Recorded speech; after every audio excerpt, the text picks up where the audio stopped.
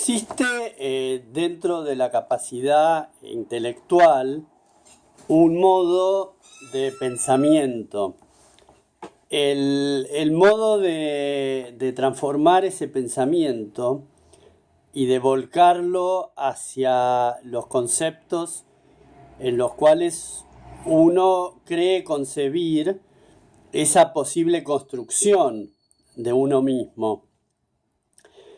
El artista, que si bien es una característica espiritual, de índole energético, una característica sensible, asimismo es el concepto del pensamiento, son las atribuciones del poder intelectual que hace del artista un ser completo.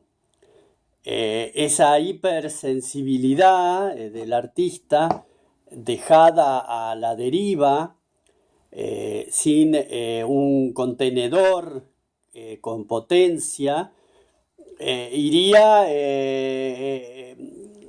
podría ir a lo máximo, a la maravilla de la creatividad y al colapso más oscuro. Y en realidad el orden que puede proveer el pensamiento es una estructura que se asimila como parte activa del mecanismo del arte. Hay un rumbo, hay un destino que, aunque se lo desconozca, aparece como una marca allá en las profundidades del futuro. Hay un lugar de arribo que se desconoce y que es muy probable que no exista hoy en el presente. Por eso la concepción del mecanismo artístico a mí me parece maravilloso, en el sentido de que a mí me aventura a ir a un lugar, arrancar hoy un sendero para ir a un lugar que no existe. Ese lugar que hoy no existe se va a ir conformando en la medida de que yo voy avanzando hacia ese punto. Por eso el proceso artístico, en cualquier obra, por más pequeña que sea, tiene ese calibre de lo desconocido y tiene esa magnitud de las preguntas hechas y que en realidad no hay que responderse, porque las preguntas dicen: ¿qué es esto que uno está construyendo? ¿Qué es este mundo irreal y de fantasía en el cual uno pretende habitar? Porque no es una tarea o una profesión o un trabajo donde yo puedo ejecutar un par de horas y después hacer una vida normal. Yo veo el proceso artístico como un proceso al cual uno le entrega todo. Se le entregan las 24 horas en actividad, porque hasta conseguir un sueño reparador es un sueño autoprovocado desde la intemperie que causa el día siguiente, porque el día siguiente vuelve a ser de la intemperie, vuelve a ser un negocio no realizado. Ese día del mañana, entonces, ¿cómo descansar, cómo dormir pasiblemente si mañana no me espera nada? Me espera el mismo abismo que está hoy ejecutándose. Por eso el mecanismo artístico es un mecanismo que, acompañado con la estructura del pensamiento, la estructura molecular, no intelectual del pensamiento, las estructuras más finas, más energéticas, más vibrantes que tiene el pensamiento como materia, porque también el espíritu no es una cosa volátil que se la lleva el viento y que yo puedo, me crecen alas y voy a volar. El espíritu también se forja con fuego. Se va forjando un espíritu con arraigo, con estructuras de sostén. Entonces el mecanismo de la obra, que parece independiente, parece que la obra quiere ser de determinada manera, que la obra quiere ser ejecutada a piacere, a su propia voluntad, que el cuadro dictamina hacia dónde se va, son las dos vertientes. El cuadro tiene que tener la cuota de libertad, la técnica tiene que estar dada por lo arbitrario también. Si yo empleo una técnica ya elaborada y que va a ir de la mano de una ejecución constante, la técnica me aprisiona. Por eso esto que yo hago del salpicado es una técnica, pero es una técnica que en sí misma lleva la cualidad del azar. ¿Dónde caen las gotas? Si es más grande, más chica, una gota ocre tapa una gota blanca, la tapa a medias, la tapa de acuerdo al viento, a la potencia que yo puedo tirar, al volumen de agua que tiene la mezcla. Entonces, la técnica empleada por mí, de por sí es una técnica que posee la cualidad del azar. El azar en la pintura, ejecutándose, desarrolla un concepto que el intelecto, el pensamiento,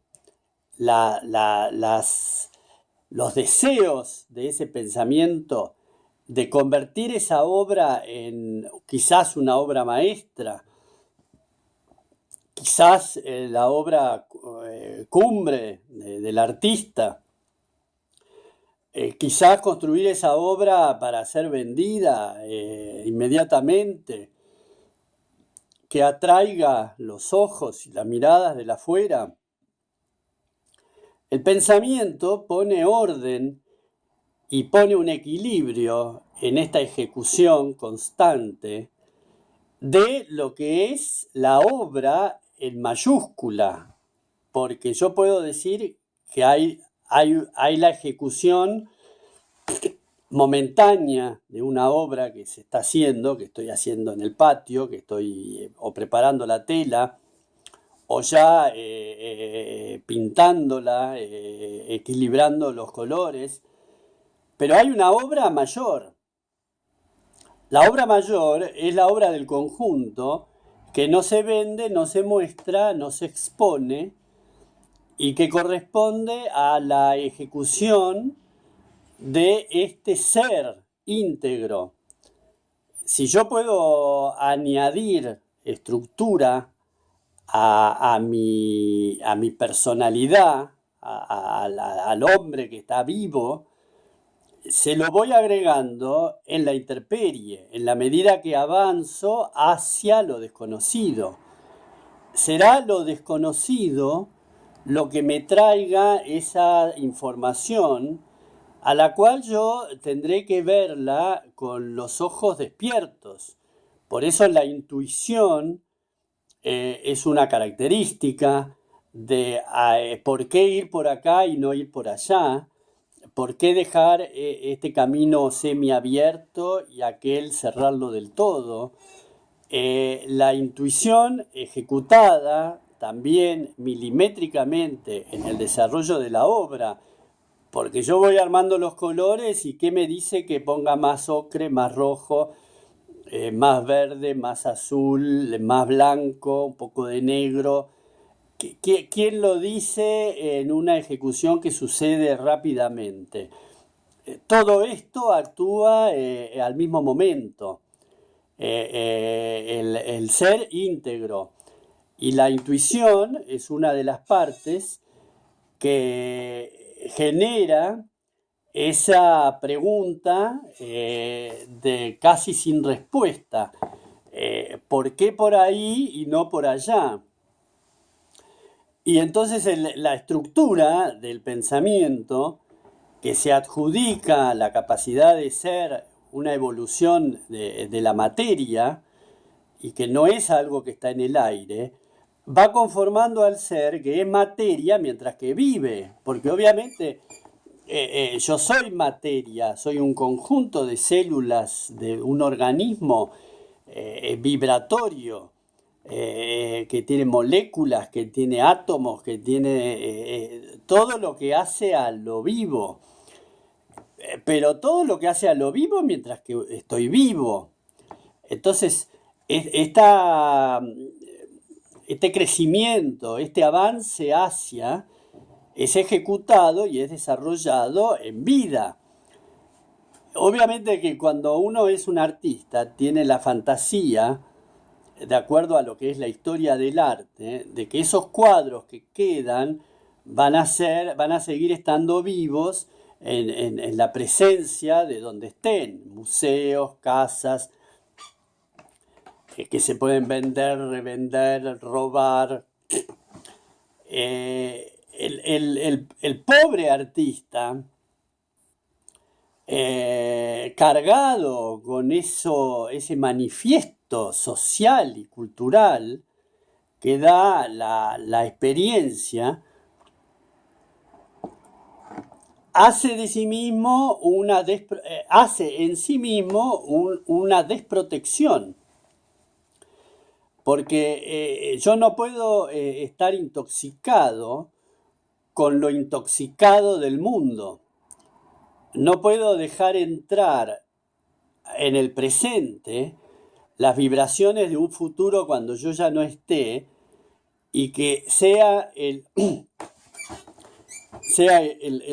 empoderamiento de mi obra cuando yo no esté en relación a lo que marca la historia, que la cultura se apodera de los cuadros de los artistas muertos y los construye y los enaltece en unas sumas económicas siderales y en un prestigio que lo va dando la propia sociedad, que es una sociedad que hay que agarrarla entre comillas, porque ¿qué verdad puede tener esta cultura que se apropia de los artistas muertos, ¿no? Entonces, yo, el que estoy vivo en el presente, puedo saber todo eso que va a ocurrir con mi obra, pero no le doy cabida en el presente a eso, porque eso que ocurra cuando yo muera va a ocurrir en un mundo el cual para mí tiene desprestigio.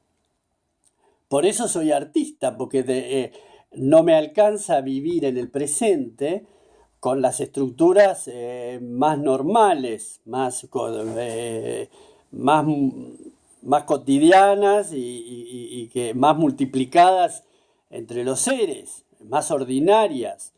Yo voy detrás de algo que es ese camino del artista, esa decisión mística, intelectual, filosófica, detrás de un ensimismamiento sobre mí mismo para ejecutar un desarrollo que no tiene que estar intoxicado por el futuro, si es que no está intoxicado por el presente.